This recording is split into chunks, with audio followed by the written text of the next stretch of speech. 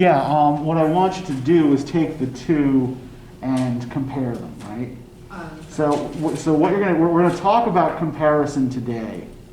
But yeah, what I want you to be doing with the Mencius and Sun Tzu essays is they're both coming from a similar cultural perspective, right? There's a kind of similar logic underlying both of them.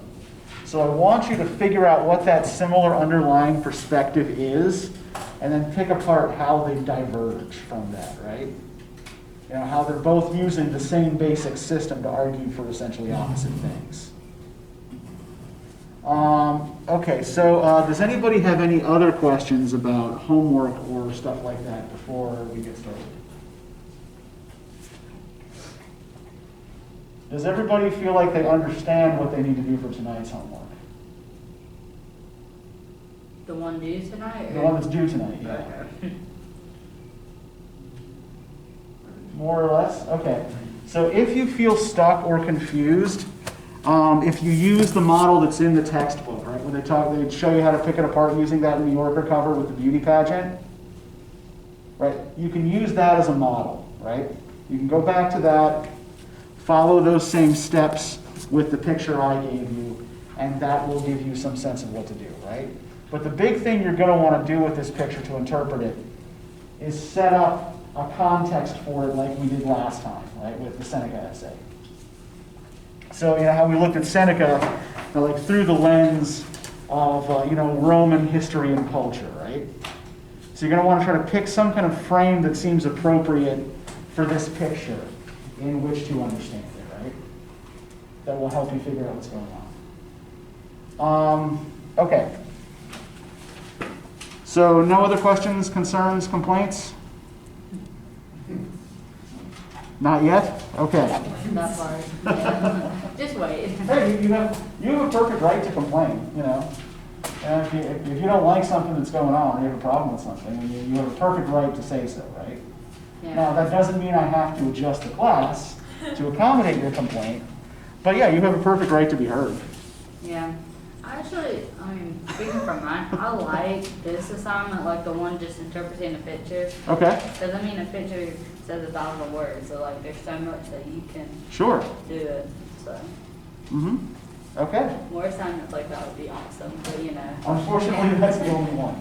Dang it. Well, here's why. Let me explain why, right? Why we're focusing so much on text, right? Most of the interpretive work you're going to have to do as college students is going to be text-based rather than visual. So I want to better prepare you for that. I've also noticed that tends to be where people struggle a little bit more, so more practice means you'll get better at it, right? So yeah, that's why we're focused so much on text, right? And we're focused on a lot of these old philosophical texts and contemporary arguments about education because I want you guys wrestling with big ideas. So that's why we're doing what we're doing here. Now, as far as what we're going to be doing today, I'd like to start a little bit differently than we usually do. We will be doing a close reading of a couple quotes in a little bit. But first, I want you guys to take some time to write a response to the prompt I'm going to put on the board. All right, so first, I want you to think about the following, right? In an ideal world,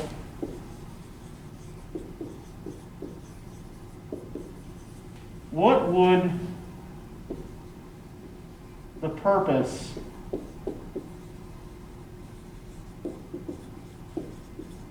of education be? Secondly, I want you to think about how your education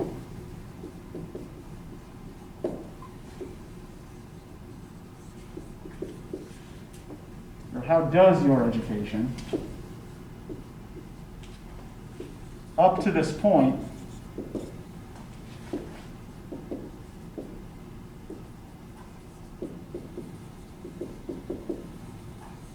meet this ideal?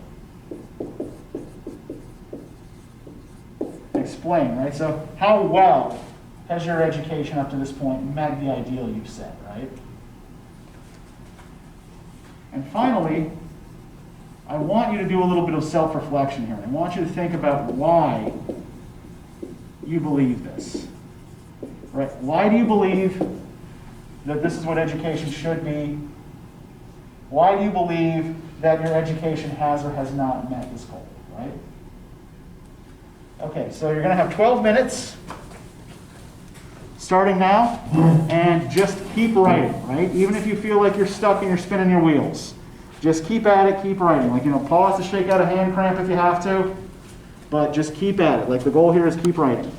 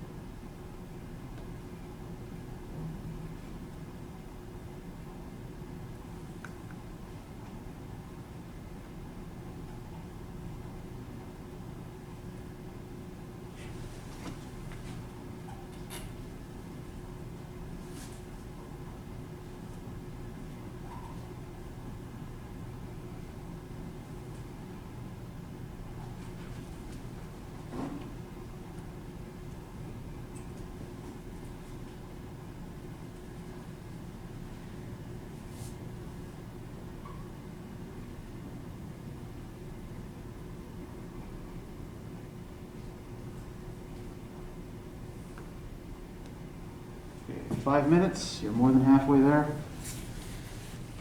Just keep at it.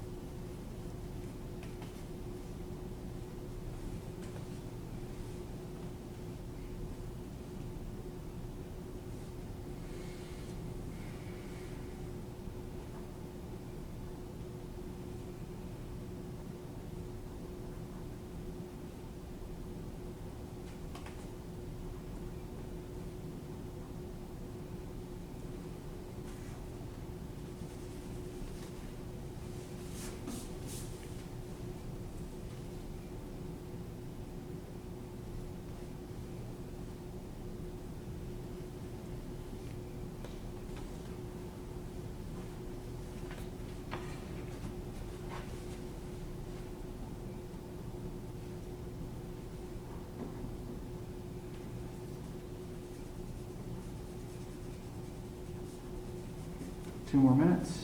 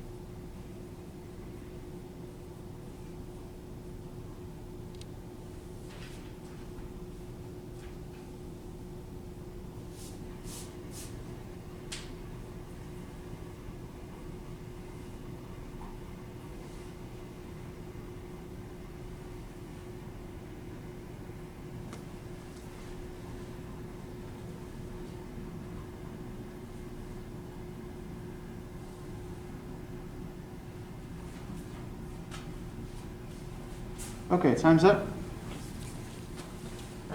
here's what we're going to do now, right? I'm going to want each of you to read the piece that you wrote aloud, slowly and clearly. This is very important because I want the other two students who are not currently reading to listen for any key words or concepts that you hear, right? Anything that sounds important or interesting in what your classmate is saying, and write it down, right?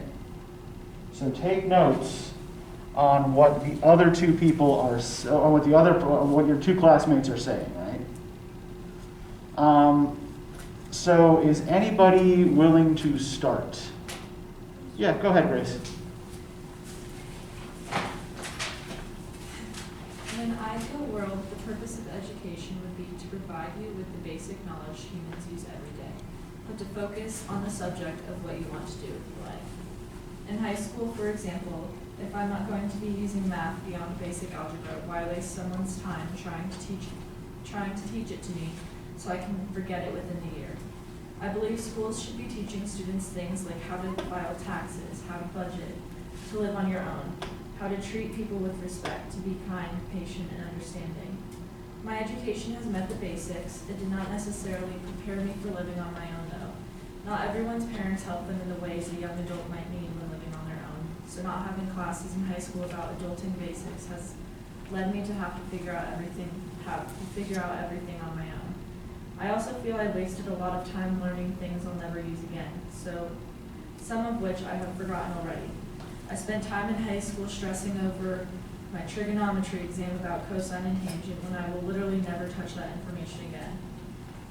I did get taught not to bully and to respect your peers, but not in a way that was sentimental. It was my choice to follow and become a peacekeeper, a kind person. Others might have not done the same, and that was quite evident in my classes. I feel this way because it just makes more sense to me. That's all I got for the I feel this way part. Okay. All right, well, that's right. That's as far as you got. I called time before you were done, right? So, okay. Good, thank you. So, who is willing to read next? I can go. Okay, go ahead. So the purpose of education is to use your knowledge to benefit your potential career. I want to have my BSN degree when I graduate, so the classes I am taking right now will enhance my critical thinking, problem solving, and other valuable skills I need for the nursing program, as well as being a nurse. I believe that the knowledge you gain from classes is more than just reading a passage and writing an essay or solving a math problem. It will develop skills that I will need in the future, even if nursing doesn't work out, or if I want to give up, show me what else I can do to become successful for my future wants and needs, like taking care of family, friends, whoever. These skills can also be taught or passed down to my children, when I have them, then to their children. My work ethic comes to mind when I think of these skills because I get them from both sides of my family. This skill is enhanced as I further my education here, as well into my daily life, like chores, yard work for people, horseback riding, etc. I don't know where I would be without this skill. My determination also comes to mind. It is also another enhanced skill that is from both sides. My skills have gotten me the farther that I expected. All right, thank you. Rylan, by process of elimination, it is your turn. Okay. In an ideal world, the purpose of education would be to attain power in the world. Most knowledge is obtained so that it can benefit others, but ideally, one would want all the years they spend acquiring knowledge to benefit themselves. The phrase "knowledge is power" would be the theme of this ideal world. Up to this point in my education, the ideal of this world and my education aren't completely in sync. Yes, I believe I know more than the average college freshman, which gives me an upper hand in the world. However, I don't. I didn't get to finish. That's okay.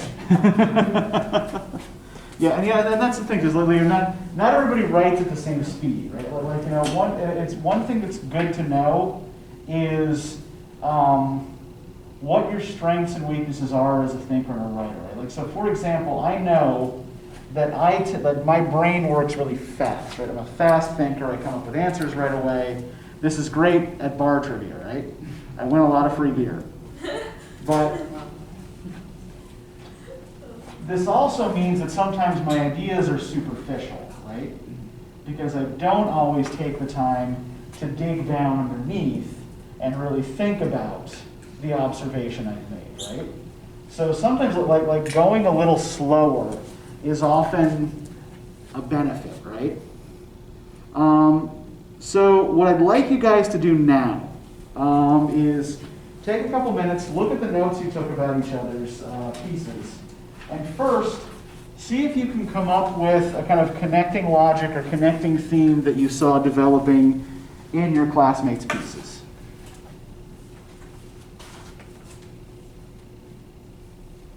If you see any particular patterns or contrasts in what they wrote.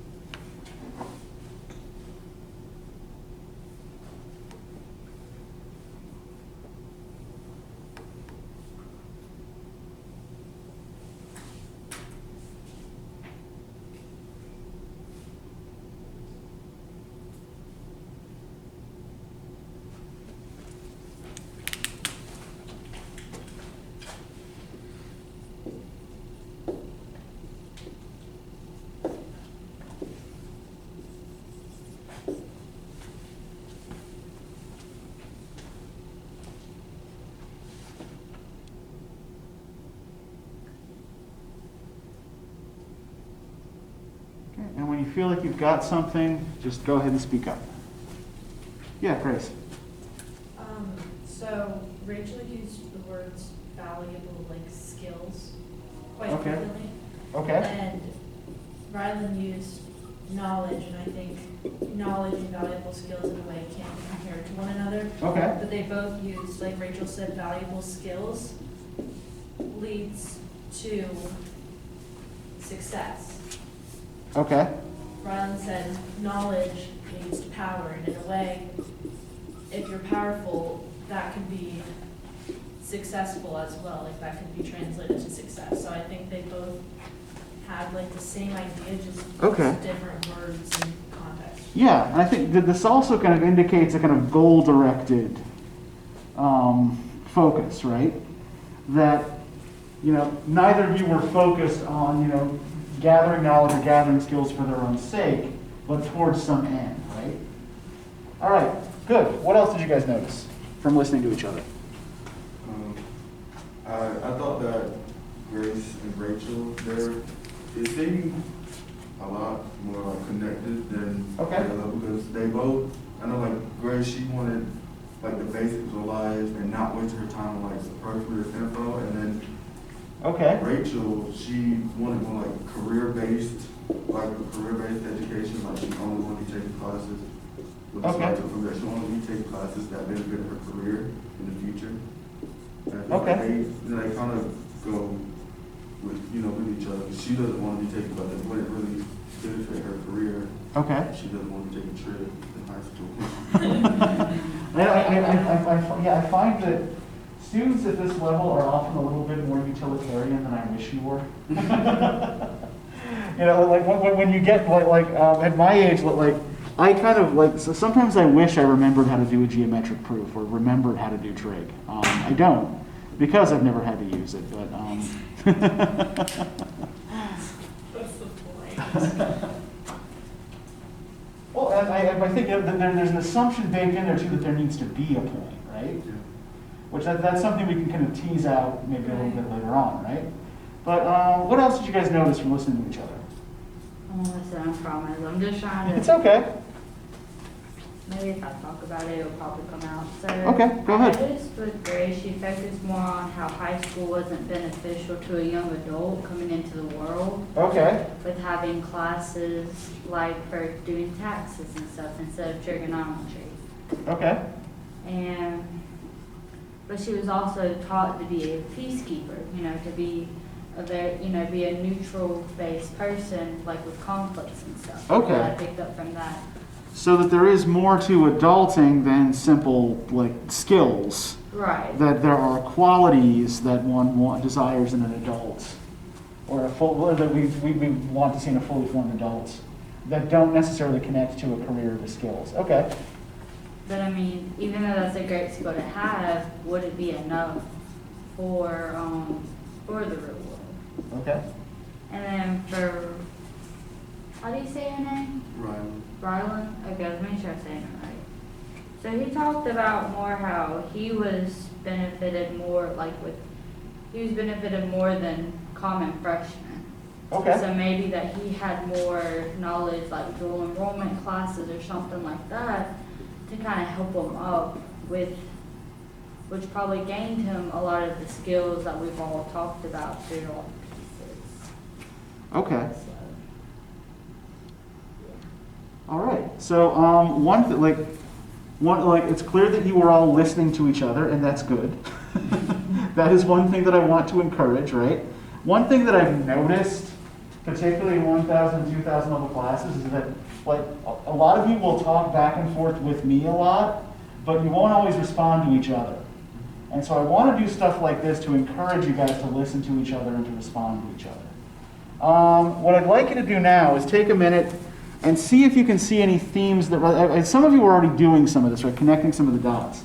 But I want to see if you find any themes that are kind of running across all three of your essays. Things that you all seem to value or not value, things that you all seem to be concerned about. Maybe even, things that are maybe even beyond the obvious, right?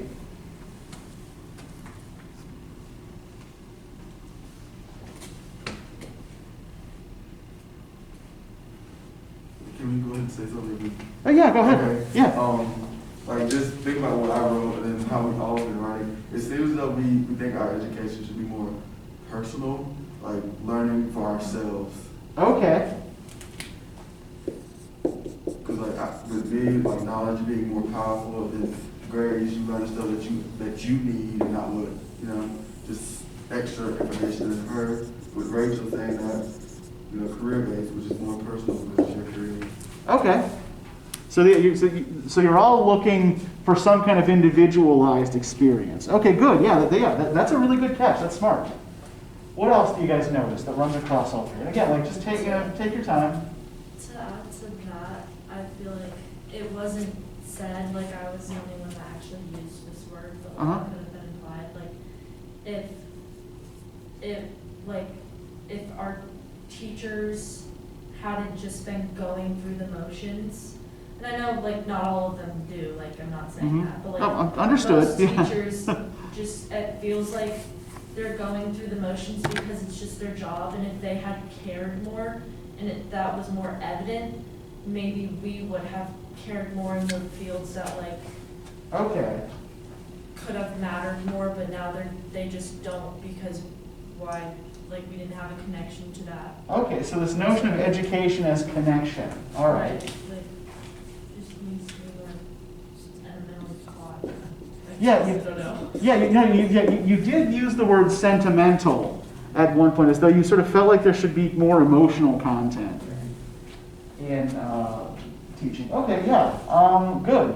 What other connections do you guys notice, again, to use that word, running through all three of your little essays?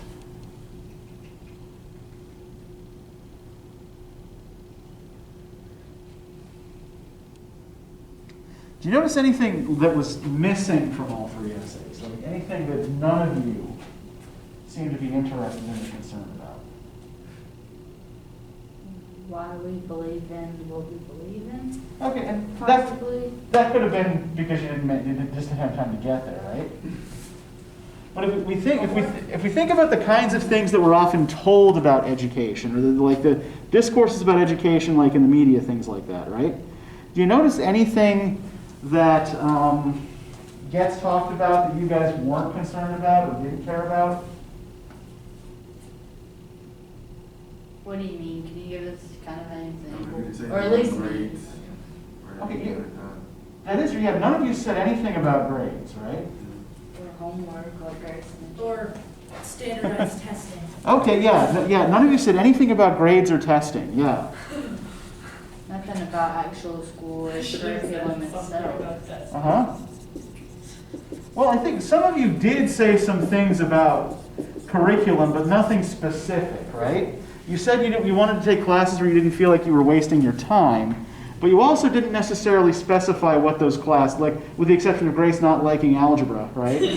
Otherwise, you didn't really specify what those classes were where you felt you were wasting your time, right?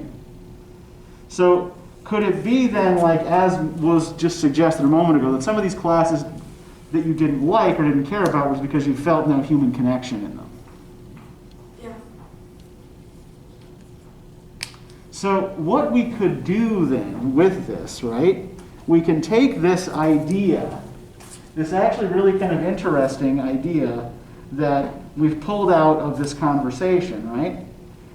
And we could develop this into a particular theory about the importance of emotional connection in education, right? So let me explain kind of what we've just done and why we did it, right? So the exercise that we started with is called Freewriting.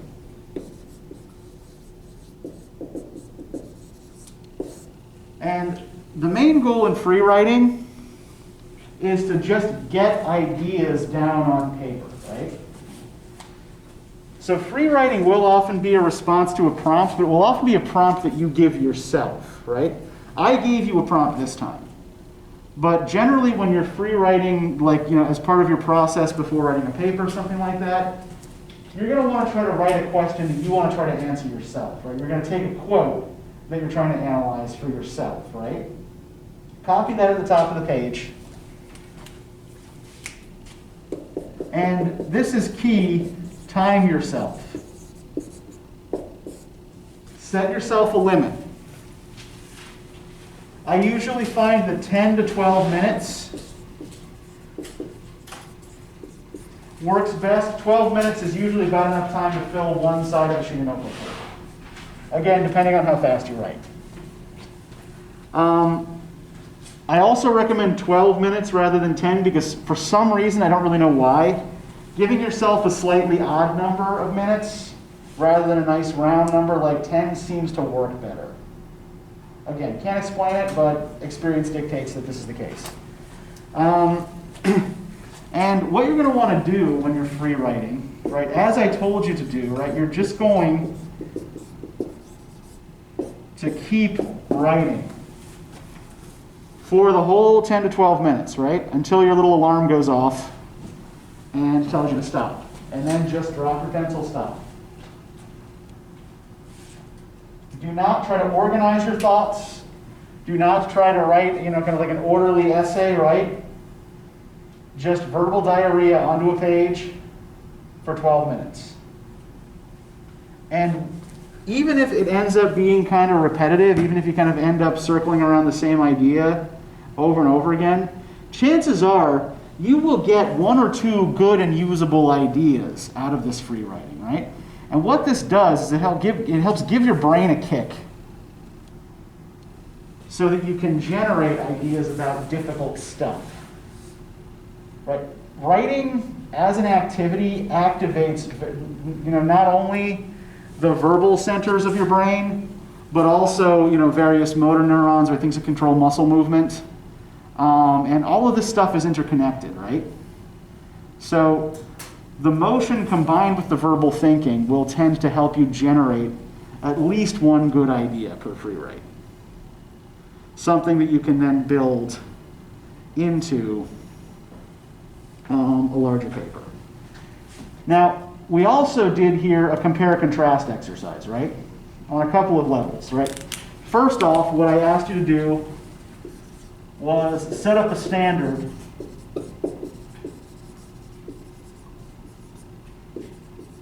and define it. Right? What does it mean to be educated? Right? What should education look like? What should it do? And then, to compare and contrast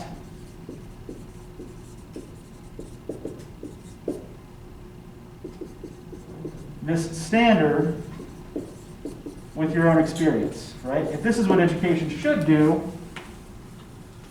what does education within our current system actually look like?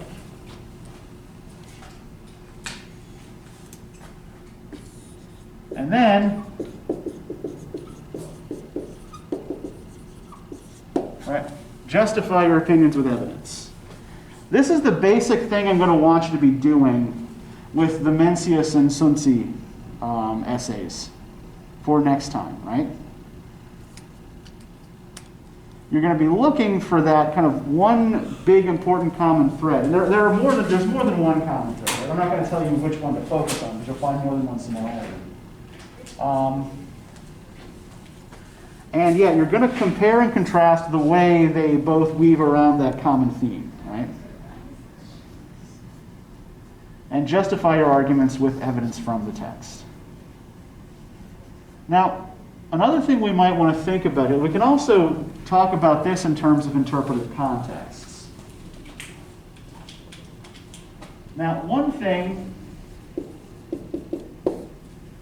that I noticed about most of your comments here, and also most of the comments made in my other section that left just before you guys got here, was that much of what you were saying was very career-focused. Now, why do we think American ideas of education, and this will sort of play into what we're going to be looking at with the Martha Nussbaum essay, why do we think American education is so career-focused? Why are people so worried about what kind of job they'll get when they get out of college? The capitalism in our country. Like it says, we're driven by capitalism. Okay. So some of that is, just kind of like that internalized ideology, right? That we're always thinking about, profit and loss, right? And what's different about, say, our university system compared to other university systems in the world? Does anybody know about, like, in terms of how you pay for education? Their financial aid, or what do you mean? Well, how do you guys pay for your education? Who pays for it ultimately? Mom and dad. And then you pay. Yeah, you pay for it or your family does, right? And even if you get government loans, right, you have to pay that back eventually, right? So by and large, with the exception of scholarships and grants, in the US you pay for your own education, right? At least at the university level. In most other countries, you do not. Universities are, by and large, state funded. Now, access is narrower. Not as many people get to go to college. And you're usually kind of tracked from, say, middle school into either, technical education or or university education, right?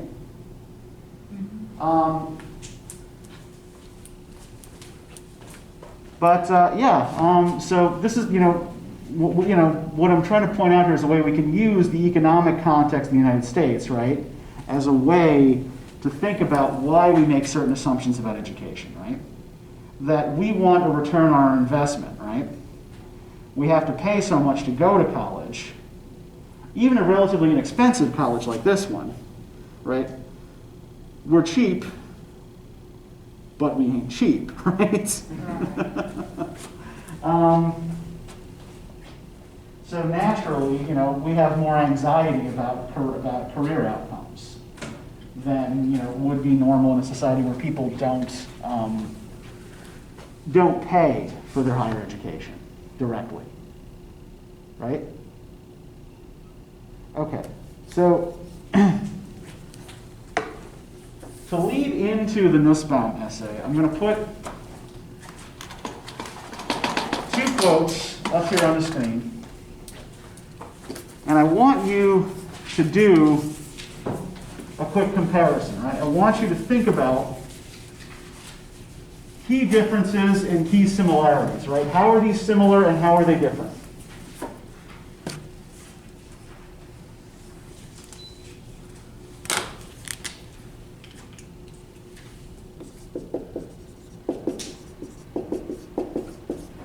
And similarities can cover any number of things. There can be similarity in content, similarity in style, right? So try to think about the idea of similarity broadly here. And that's not what we want. This is what we want.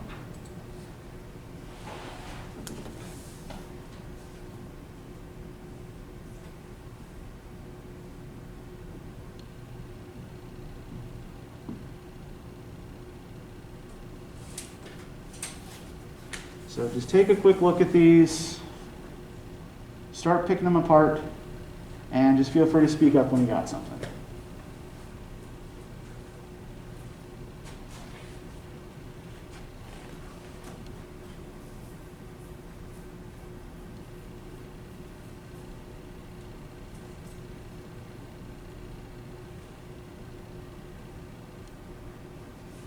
What does dividends mean? Okay, so dividends are returns that get paid out to you when you make an investment, right? So like if you buy stock in a company, right? If you invest in a company, you will periodically be paid out dividends from that company's profits.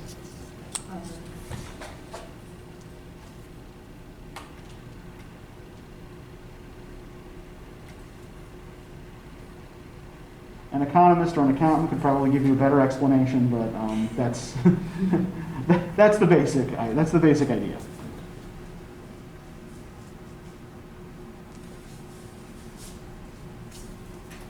Just from the start, I feel like even though the 2 words mean nothing alike, investment and prepare, like investment in context in this, like it's not talking about like an investment of money. It's like Okay. you invest your time in knowledge.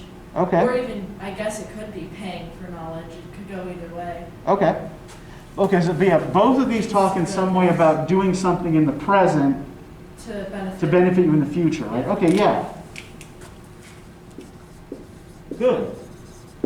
They use different analogies to mean the same thing. Like Yeah. Benjamin Franklin talks more about money or refers it to Uh-huh. money, while Malcolm X refers it to more of like a passport to the future, like going on a plane or something like that. Yeah, so yeah, they're both metaphors, right? They're both using metaphors. So that's a similarity. But they're using different kinds of metaphors, right? Yeah, Franklin is using a money metaphor.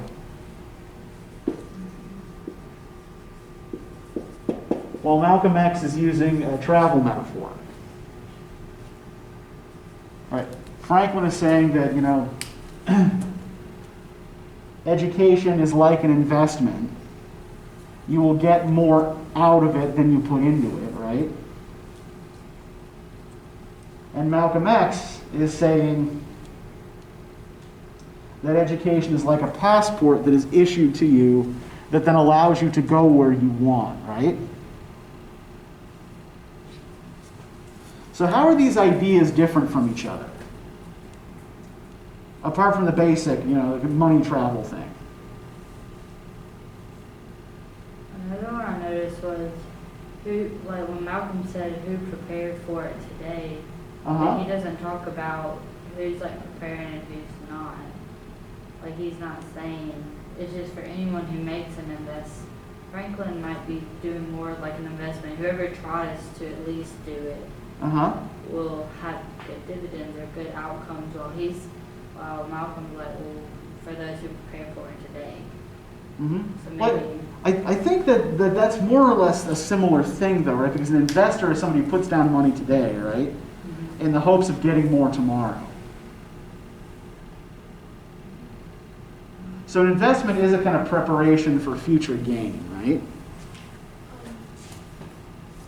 Knowledge doesn't have to mean, like, we're comparing like education to knowledge, but knowledge doesn't have to mean education. Knowledge could be anything. Okay. I guess education could be anything, but in terms of what Malcolm X is saying, I think he's Uh-huh. talking about like what you are taught. Okay. Knowledge could be anything. Yeah, education is a process, right? There's like someone with street smarts that hasn't been on like an educational Uh-huh. journey. Okay. They'll know things that someone that has been to college, further education. They'll know things Mhm. that a college person will never know. Uh-huh.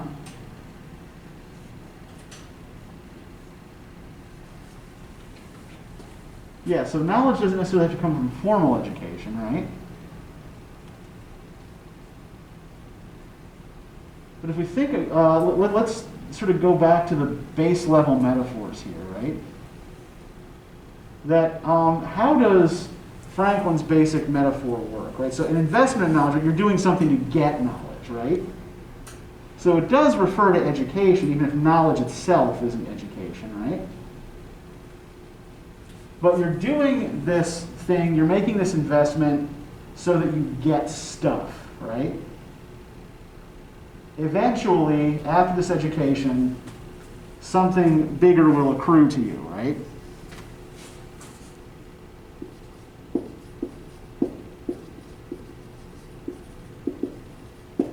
So he's talking about knowledge almost as though it's in terms of like material gain, right? You gain a quantity of something. Maybe sacrifice to gain something. Yeah. But what does the travel metaphor suggest education is more like? What, a passport allows you to go wherever you want to go, right? So is Malcolm X comparing education to something that's quantifiable? He said you just go as far as you want to go. Yeah. There's no, I guess he's not establishing like a limit Uh-huh. to education. Yeah, I mean, the travel metaphor, like it's almost more like it's about freedom, right?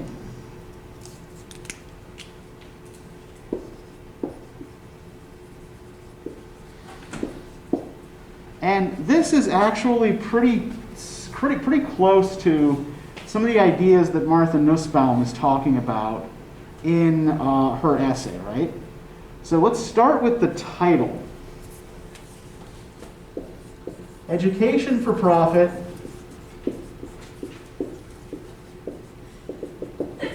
Bless you. Education for Democracy. So what does the title on its own set up? A comparison. Yeah, this is a comparison.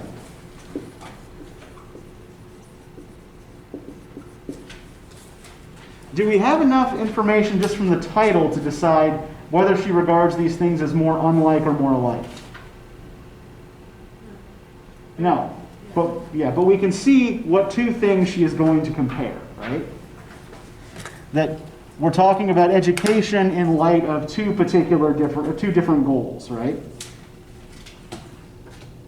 So let's look at the way she starts the essay on page 48. Can I get one of you to read, there are three quotes here, and there are three of you, so I'll just go around the room. Rylan, can you read the first one, We the People of the United States? We, the people of the United States, in order to form a more perfect union, establish justice, ensure domestic tranquility, provide for the common defense, promote the general welfare, and secure the blessings of liberty to ourselves and our posterity, do ordain and establish this Constitution for the United States of America. Okay, thank you. Grace, if you could then read the excerpt from the Constitution of India. Yeah. We, the people of India, have solemnly resolved to secure to all its citizens justice, economic and political, liberty of thought, expression and belief, faith and worship, equality of status and of opportunity, and to promote among them all fraternity, assuring the dignity of the individual and the unity and integrity of the nation. In our Constituent Assembly, this 26th day of November, 1949, do hereby adopt, enact, and give to ourselves this Constitution. And then Rachel, if you could read from the Universal Declaration of Human Rights. Education shall be directed to the full development, I said it right, okay, Mm-hmm. of the human personality and the strengthening of respect for human rights and fundamental freedoms. I shall promote understanding, tolerance, and friendship among all nations, race, and religious groups. Okay, so thank you. The first thing we want to think about, right, is why she begins the essay with these quotes. Why do you usually put a quote from somebody else at the beginning of an essay? What are you trying to do there? Catch your attention. Okay, yeah, it might catch the reader's attention, maybe with something sort of catchy or familiar, right? Be like the, I don't know the right word to use right now, but like what you'll be talking about in your text. Yeah, if you're trying to catch so if you're putting a quote at the beginning of an essay to catch your reader's attention, you're going to want it to be a quote that's relevant to what you're arguing. You want it to be something that is relevant, right? So let's think about what a constitution is exactly.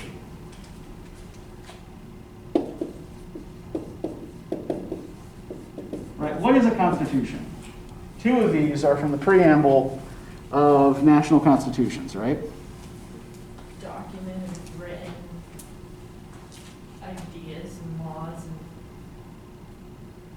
Yeah. stuff. Yeah. Yeah, it's on the one hand like usually the basis for a country's legal system, right?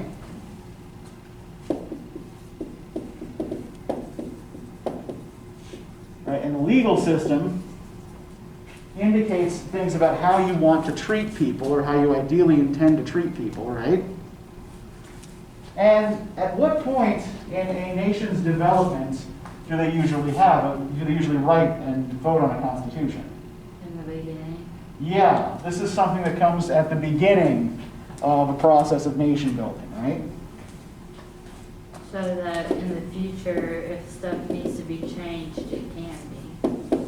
Sometimes, yeah. Some constitutions, ours in particular, are actually really hard to amend, right?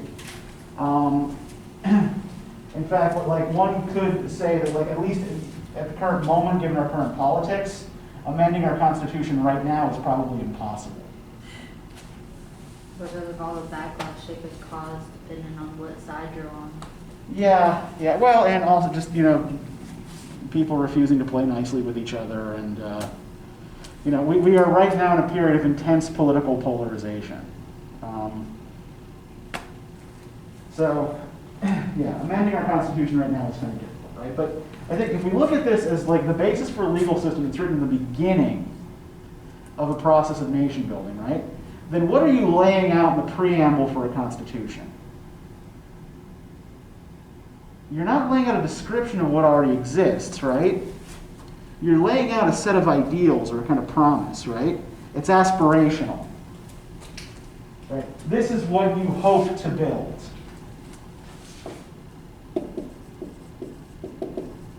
And if we look at these two preambles, right?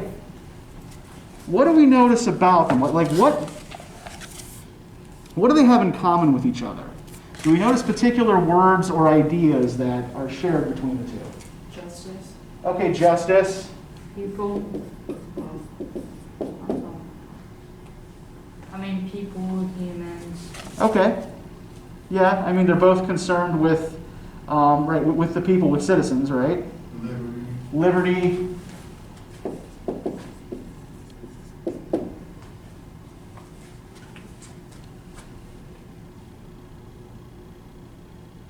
We're comparing all three of them, right, or just the first one? I would just worry about the first two for now, Oh, okay.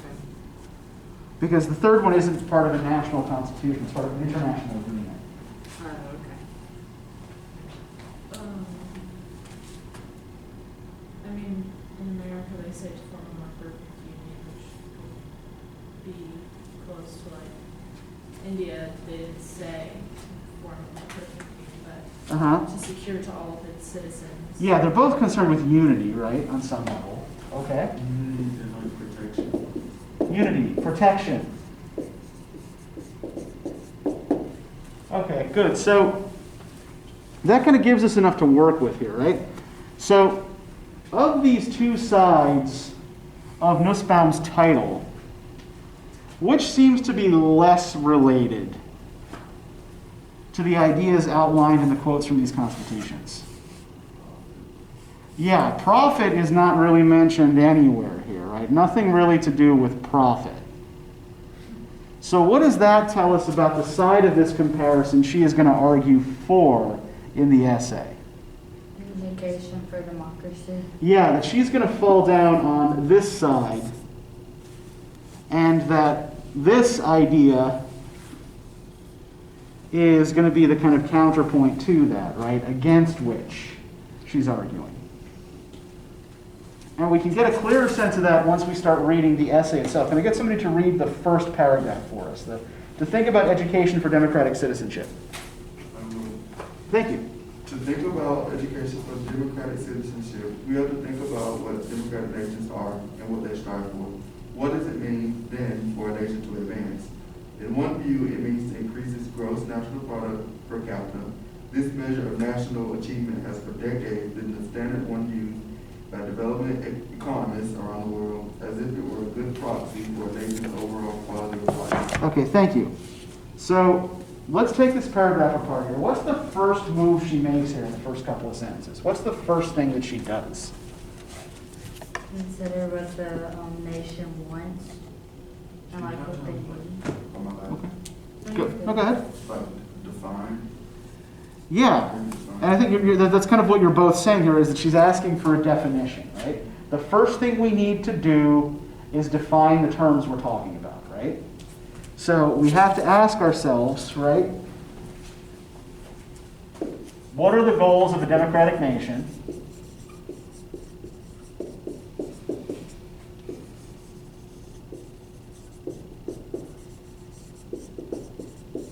She's already outlined those in these two constitutional preambles, right? Or at least what she thinks they are. And what is it? What does it mean to what is advancement?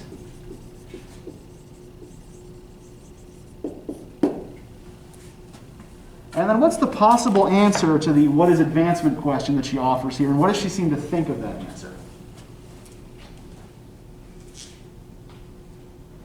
The measure of national achievements. Right now, hold on.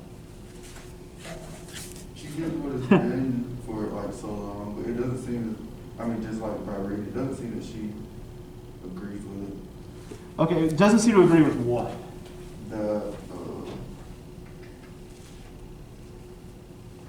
What is she saying people use to measure a nation's advancement? The develop, The gross national product. Yeah. Gross national product per capita, right? Or what's sometimes called GNP. Does everybody understand what this is? Okay. So gross national product is essentially the amount of wealth that a country generates in a year, right? So GNP refers to a nation's overall annual wealth.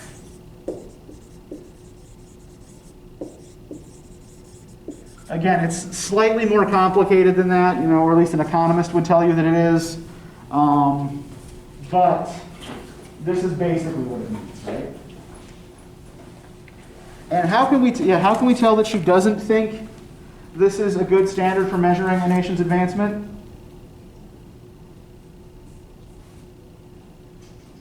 If we're looking just at language, Wait, what did you say? how can we tell that she doesn't consider this a good standard? As if it were a good proxy. Yeah. The giveaway words here are as if, right? right? So it's important when we're reading, right, to pay attention even to these, little throwaway words and their nuances, right? All right, can I get somebody to read the second paragraph for us? Thank you. The goal of the nation, says this model of development, should be economic growth. Never mind about distribution and social equality. Never mind about the preconditions of stable democracy. Never mind about the quality of race and gender relations. Never mind about the improvement of other aspects of the human being's quality of life that are not all linked to economic growth. Empirical studies have by now shown that political liberty, health, and education are all poorly correlated with growth. One sign of what this model leaves out is the fact that South Africa, under apartheid, used to shoot to the top of development indices. There was a lot of wealth in the old South Africa, and the old model of development rewarded that achievement, or good fortune, ignoring the staggering distributional inequalities, the brutal apartheid regime, and the health and educational deficiencies of West Africa. Okay, so does everybody know, I know that this maybe is something that is less clear in your brains because the system was dismantled in the 90s, probably before most of you were born. So do you guys know what apartheid was? A system of racial segregation from 1940 to 1990 in South Africa. Okay, yes. So apartheid was a system of rigid racial classification and segregation, which put white people at the top of the racial classification, black people at the bottom, right? Like, people were not allowed to enter particular areas without certain passes, and pretty much all of the wealth in the country flowed upwards to the smallest segment of the population, right? So why does she bring apartheid up as an example here? What's she trying to demonstrate? How they're ignoring, I'm guessing how they're ignoring that. Because, yes, it happens in America, but it could also happen in other countries too, but we just don't see it because we're more worried about what we got going on. Well, even like without worrying, like just in terms of an example of what she's talking about in the paragraph, right? What are the things that she's comparing to each other in the paragraph? I feel like she's comparing, I guess, what's been going on for decades. Their national achievement. She's comparing it to apartheid. So they were. It seems like she was saying they were at the top of, economically they were at the top. But they ignored, everything else that was going on, like all the other inequalities. She kept saying, Yeah. never She kept saying, mind never mind. this, never mind Yeah. that. We have a lot of money. We have a lot of money. The rest of it. And again, remember that like the economic growth model is again focused solely on overall wealth, right? Right. So what she's saying is like, when people were just looking at the overall wealth that a country was generating and how much that was growing year to year, South Africa looked pretty good. Yeah, but underneath that, right, if you actually dove down into these other issues in terms of gender and racial equality, in terms of wealth distribution, things like that, right, then things did not look so nice. So you're rewarding a country with the highly developed rank when in fact they're only highly developed in terms of extracting money. So if we look at the things that she never minds here, right? What do they all have in common? Like if we had to put them all under one label, what might we call them? So we got economic growth versus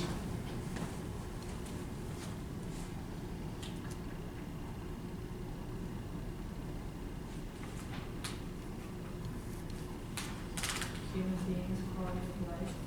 Yeah, quality of life I think would probably be a good, quality of life or social welfare I think would both.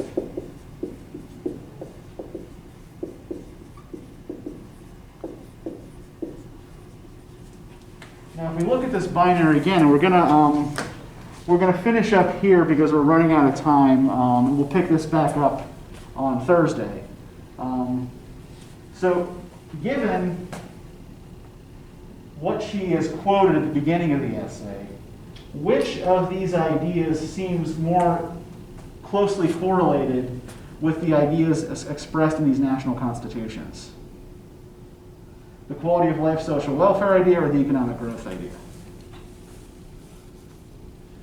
The quality of life and It's, social Yeah. the welfare. Constitution say quality of life, Yeah. but it doesn't seem as though they're going by the Constitution. Yeah, so we're pulling an implication out here, right? That the way nations are behaving, the way they're measuring achievement, is at odds with their stated national goals, right? Okay, good. You guys are doing great. We're going to leave it there. Let's just clean up the classroom. And, again, contact me if you have questions about the homework, okay?